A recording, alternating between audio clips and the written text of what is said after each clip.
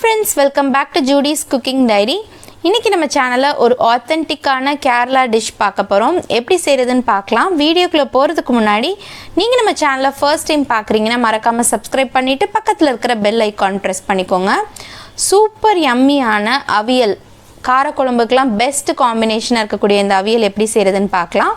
Nonstick பேனில் காய்கறிகள்லாம் சேர்த்துக்கோங்க. கத்திரிக்காய், முருங்கைக்காய், பீன்ஸ், கேரட்டு, சேனக்கிழங்கு, வாழைக்காய்லாம் சேர்த்துக்கோங்க. இந்த மாதிரி பெரிய பெரிய சைஸாக கட் பண்ணி சேர்த்துக்கோங்க.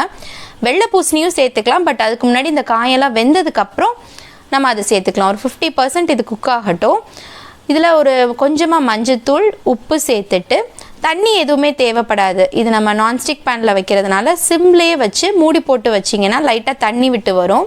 அதுலேயே காய்கறிகள்லாம் ஒரு 5 மினிட்ஸில் பாதி அளவுக்கு குக் ஆகிரும்.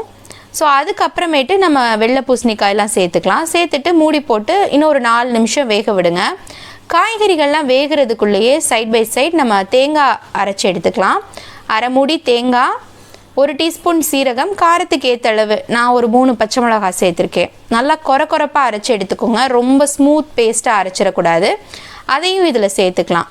நம்ம ஓப்பன் பேனில் செய்கிறதுனால காய்கறிகள்லாம் லைட்டாக க்ரன்ச்சியாக இருக்கும். இதே இது உங்களுக்கு நீங்கள் குக்கரில் வேக வைக்கிறீங்க அப்படின்னா ஒரு விசில் கரெக்டாக வச்சு எடுத்துருங்க.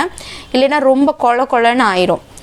இந்த தேங்காய் பேஸ்ட்டும் சேர்த்ததுக்கப்புறம் நல்லா மிக்ஸ் பண்ணி விட்டுக்கோங்க. ரொம்ப ட்ரையாக இருக்கிற மாதிரி இருந்துச்சுன்னா கொஞ்சமாக தண்ணி சேர்த்து அதையும் மிக்ஸ் பண்ணிக்கலாம். இந்த தேங்காயோட பச்சை வாசனை போகிற வரைக்கும் வேக விடுங்க. மூடி போட்டு ஒரு 2 நிமிஷம் வேக வச்சு எடுத்ததுக்கப்புறம் உப்பு கரெக்டாக இருக்கான்னு செக் பண்ணிவிட்டு தேவைப்பட்டால் அதையும் சேர்த்துட்டு மிக்ஸ் பண்ணிக்கோங்க. லைட் ஒரு புளிப்பு டேஸ்ட் கொடுக்கறதுக்காக ரொம்ப புளிக்காமல் லைட் புளிப்போடு இருக்கிற 2 டீஸ்பூன் அளவுக்கு தயிர் சேர்த்துக்கோங்க. அதையும் சேர்த்துட்டு நல்லா மிக்ஸ் பண்ணி விட்டுக்கோங்க. இப்போ கிட்டத்தட்ட நமக்கு அவியல் முடிஞ்சிருச்சு. கடைசியாக ஃபைனல் டச்சாக ஒரு 2லேருந்து 3 டீஸ்பூன் அளவுக்கு தேங்காய் எண்ணெய் சேர்த்துக்கணும். அவியலுக்கு கண்டிப்பாக தேங்காய் எண்ணெயில் தான் தாளிப்பு கொடுக்கணும். கடுகு, உளுந்தம்பருப்பு, கருவேப்பிலை இதெல்லாம் போட்டு நல்லா பொரிஞ்சதுக்கப்புறம் இதை நம்ம அவியலில் சேர்த்துற வேண்டியதான்.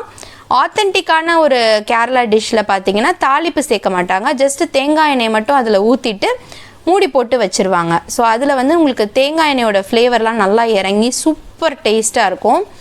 மறக்காமல் இதை மிக்ஸ் பண்ணிவிட்டு மூடி போட்டுருங்க. அப்போ தான் அந்த ஃப்ளேவர்ஸ்லாம் பேக் ஆகி ரொம்ப டேஸ்டியாக இருக்கும்.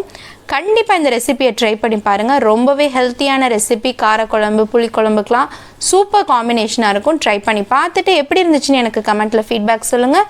இதே மாதிரி இன்னொரு சூப்பர் இன்ட்ரெஸ்டிங்கான ரெசிபியில் வந்து உங்களை மீட் பண்ணுறேன். அது வரைக்கும் ஸ்டே டியூன். தேங்க்ஸ் ஃபார் வாட்சிங். பாய்.